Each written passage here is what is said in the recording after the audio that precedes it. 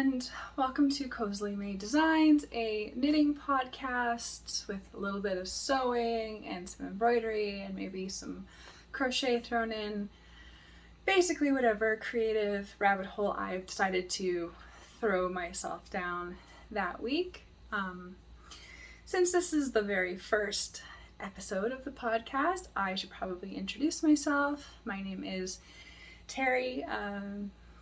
I have been knitting for about 16 years, sewing for about 20 of them. That sounds really weird, the way that I phrase that, but we're gonna go with it. Yeah, I've been doing this a while, not as long as some other people, but it's been most of my 3 decades on the planet. And I've always been that person that needs a creative outlet. I've always need to be working with my hands, doing something with my hands. Even if I'm sitting in front of the couch, I need my hands to be busy. And that is also reflected in my daily life with my job. I'm a dental technologist, and what that means is that I fabricate prosthetic teeth for a living. I make fake teeth. Yes, it's a thing. And with my job, it is very tactile. It's very hands-on. You take a few things that don't really look like they go together, and then you make something new from it. And I love that. I love that about my job, and I love that about sewing and about knitting. And it's just one of those things that I need to have in my life. If I did not have a creative outlet like that, I don't know what I would do with myself. I'm gonna try not to look at the screen, like right here. My camera is right there. And this is really hard. But I'm gonna do my best to not look at myself and just to try to interact properly. But if you give me a little bit of grace, I would very much appreciate that. I started sewing when I was about 10. I've always been around people that sewed. My grandmother sewed a lot of her own clothes. My mom sews. My aunt, I'm pretty sure my aunt sews. I don't really know. My step-grandmother sews, so I've always just been around that. The very first time I was introduced to knitting, my aunt actually showed me when I was probably about 8, and it just wasn't my thing at the time, and that's okay. But I picked it up again, probably around 15, 16. A couple of my friends in school, we all got into knitting right around the same time, which was a lot of fun, and really it was nice to have that little community of people who are all interested in the same things, especially with your group of friends when you're all sort of learning who you are and you're still kind of going along that same pathway. So yeah, that was awesome. I think my first project, I knit a really awful garter stitch scarf, and I showed my aunt, like, "Auntie, here, look at this." And she's, "Yeah, I showed you how to do that like 6 years ago." I'm like, "Yeah, I know. That's okay. I didn't like it then, but I like it now." And I have been knitting basically ever since. I have taken off some time, a year or 2 in between things. You know, life changes, your situation changes, but I keep coming back to knitting and sewing. Those are my two loves, really. I love anything creative. As I said in the intro, I do a little bit of crochet, embroidery. My mom cross stitches, or she used to, quite a bit actually. I don't think she does much anymore, but there was always something in our house, people being creative. Baking, I'm not the best baker, but I like it. It's, again, one of those things where you take a bunch of stuff that doesn't really look like it should go together, and through magic, it turns into something amazing. And that's just, yeah, that's part of the reason why I really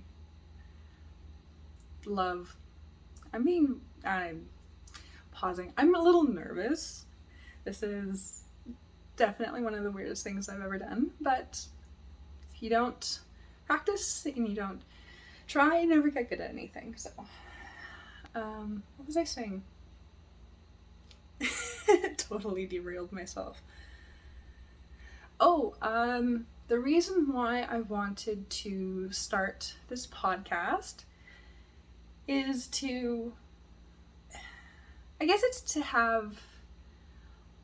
hold myself accountable a little bit, to make sure that I am actually doing the things that I enjoy.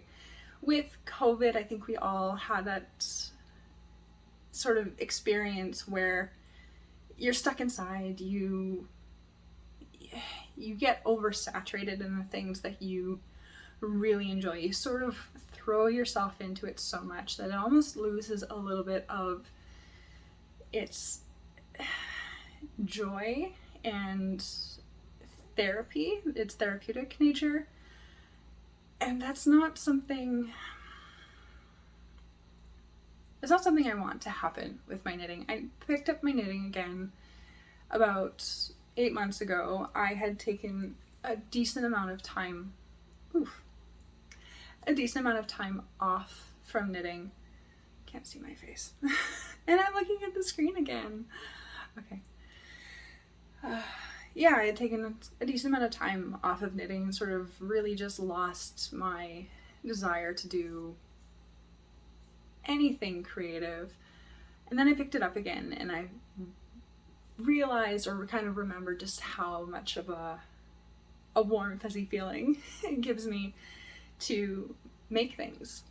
And so yeah, I wanted to do this podcast to sort of hold myself accountable, almost have like a little video diary of the things that I'm working on, to make sure that I'm continuing to work on things. I also really want to expand my knitting circle, because even though my mom crochets, she crochets a lot of acrylic baby blankets for her coworkers and friends, kids, and we're at that age where her friends' kids are having babies.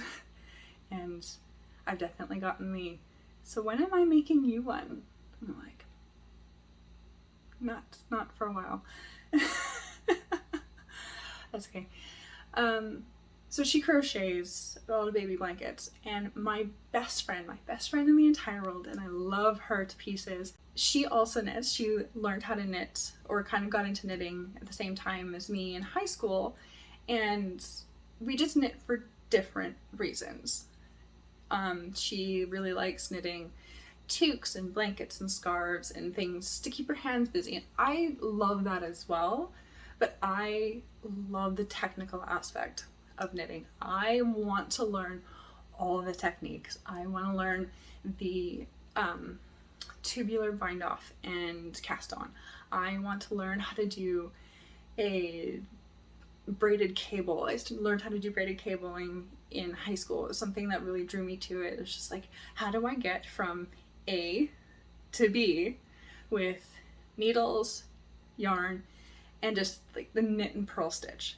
And I've sort of really gotten into natural fibers. Excuse me. I'm nervous. Not breathing properly. I've really started getting into natural fibers. I love natural yarns. I just ordered some alpaca yarn from Latvia. I'm so excited for that to come in. I started working with Plotulopi recently, a lot of Cascade 220, so a lot of natural wool fiber. And yeah, like there's just, we knit for the same reasons, but we knit for different reasons. And when we get together and we do our knitting, it is like, oh, what are you working on? Oh, I'm working on this right now. Oh, what are you working on? Oh, I'm working on this right now. And then that's it. That's typically all we do, all we talk about when we do our knitting sessions. We just get together, and it's an excuse to get together, and our hands are busy, and we're being productive and having an awesome chat with each other, and it's amazing. But again, you can't have a big enough knitting circle. You really can't. There's so many people out there that have way more knowledge and experience than I do. I'm just gonna look at the screen because it's easier. Yeah, so there's tons of people that know way more about knitting than I do, who are also interested in natural fibers, who do brioche. Brioche is something that I would love to get into, but it looks really complicated, so I don't know about that. Yeah, so knitting circle. I would love to grow and like big, amazing knitting circle of people who are all interested in different aspects of knitting and sewing and all of the awesome fiber arts that are out there, or any type of art and creative aspects of life. Okay, I think I've rambled for long enough. First vlog, I should probably show you guys some of the things that have been on my needles or are on my needles right now. So this is the first one. This I finished about a month ago. It's really, really warm here right now in the middle of summer, and unfortunately I can't wear this. Our apartment is on average about 25 degrees, and it's also with the AC running all the time. Our AC is ancient and very noisy. You can probably hear it in the background. So I do apologize for that, but yeah, it's just too warm for knits right now, but that's okay because I don't have to wear them, I just have to knit them. This little cropped sweater in this beautiful, I think this is the Carmen Heather colorway for Plotulopi. So it's really cute, just little, you can see that, just a little top-down raglan. This really cute like eyelet design on the bottom. I don't know what I'm going to call this sweater. This is my design, my sweater. I know it's really simple. It's the second thing that I designed of my own. I've never really been a big pattern person, but I definitely have followed a few, enough to get comfortable making my own things. Sort of, I've got the basics down. So yeah, now you get to play and it's fun and I really enjoy that. But yeah, so this is a really cute little eyelet design that I think it just takes like a very basic sweater and it's a little bit of a visual interest. If anybody has any name suggestions for this, I would absolutely love to read them, because naming things is really hard. And that being said, oh, where'd it go?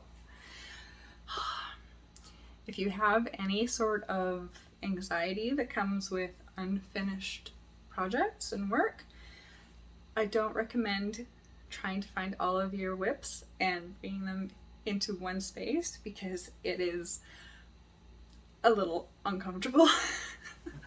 But this is another sweater that I'm working on. Back a little bit. This is, again, Plotulopi. This is the light beige colorway. I will see if I can find the color code somewhere, and I'll put it in the video description at the bottom. But it is going to be a full length or full sleeve sweater. Again, cute little raglan top down. This is cropped, the other one's cropped as well, but this is cropped. It's got this 4-inch oversized rib at the bottom. It is pretty cinched at the moment because I have not blocked it, but when I block it, I want it to have a nice straight appearance as well, kind of very similar to the first one. So it's going to be a little stretched out, and this is going to be a little bit more of a visual aspect of the sweater instead of a practical aspect. But when I do these sleeves, when I actually manage to finish my sleeves, I'm going to have the same 4-inch rib at the very end of each cuff, and I think that'll look really, really cute. So this is the Oatmeal Sweater because it's cute and classic and simple, and it's gonna be really warm. Not that oatmeal is cute, but I think this is cute. Okay, so that's my 2 sweaters. Where am I going? Another thing that I'm working on right now, which I really just have to do the bind off on, is this cute little guy.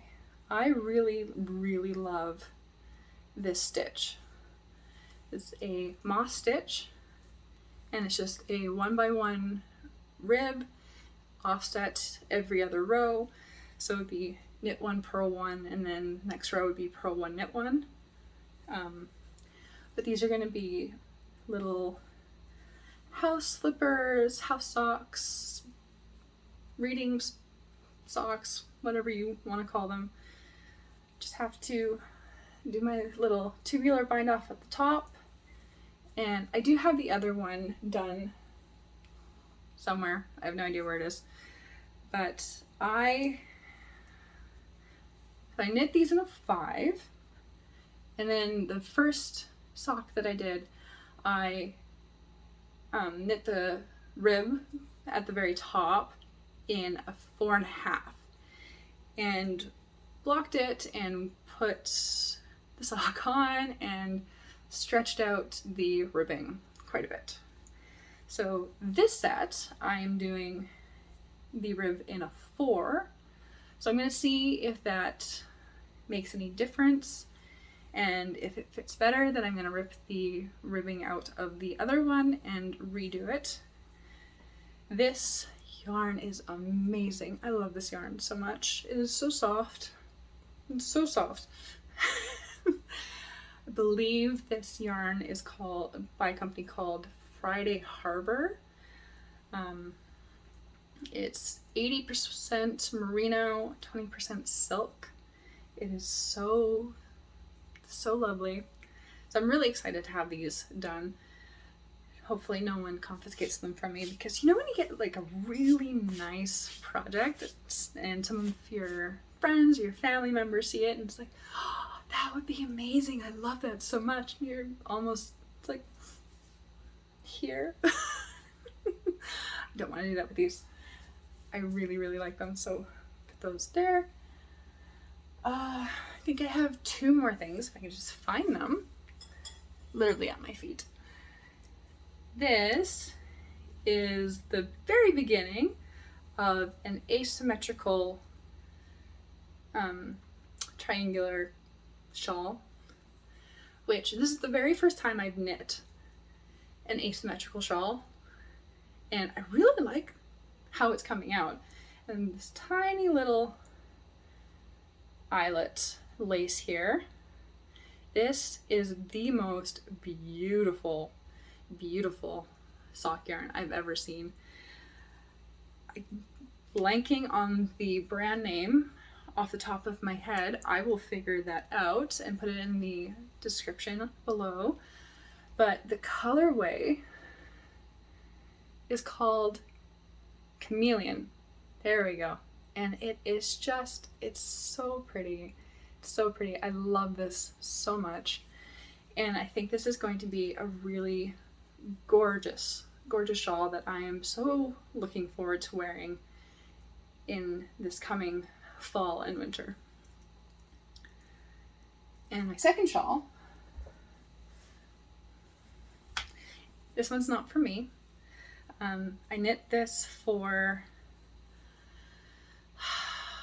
we had a bit of a tragedy. Someone very close to my partner passed away, and we met his mom, and she is the nicest lady in the entire world. Absolutely just like the nicest lady. So I knit her a shawl. And this is the first peekaboo. This is the first shawl, like large shawl I've ever done. I did a nice little lace shawlette thing years and years ago. It was the very first time I'd ever done anything close to a shawl, and I hated the process so much, probably because I really wasn't very confident in my knitting. I really overshot for a project. It was so hard. I had to rip back so much. I ran out of yarn, so I had to do my bind off in a different color, which I really did not like. So it kicked me off of shawls for a very long time. So this is the first one that I've knit since then, and it still needs to be blocked, but again, the same one by, well, it's not one by one eyelet. It's a yarn over knit two together, and then a yarn over slip slip knit on the other side, so it's mirrored on both sides, and it needs to be blocked. But this is going to be for that person's mom, and I hope she likes it. I really do. I think given everything, she just needs a hug, like a nice big warm cozy hug. So yeah, that's about it. I can't think of anything else to say right now. Oh, except if you liked this, please like, subscribe, hit the notification bell.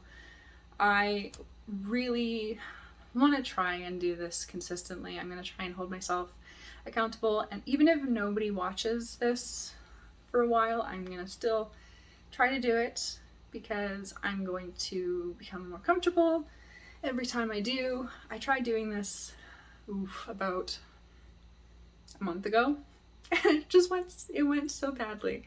So bad. I was so nervous. I kept stumbling. I mean, I'm stumbling today. I'm also rambling a bit, but it was so much worse. And my bird, I have a pet bird. He's very noisy. He would not stop squawking in the other room, and I got so frustrated, but we're gonna do this. I'm gonna try and do this every week, upload a new video.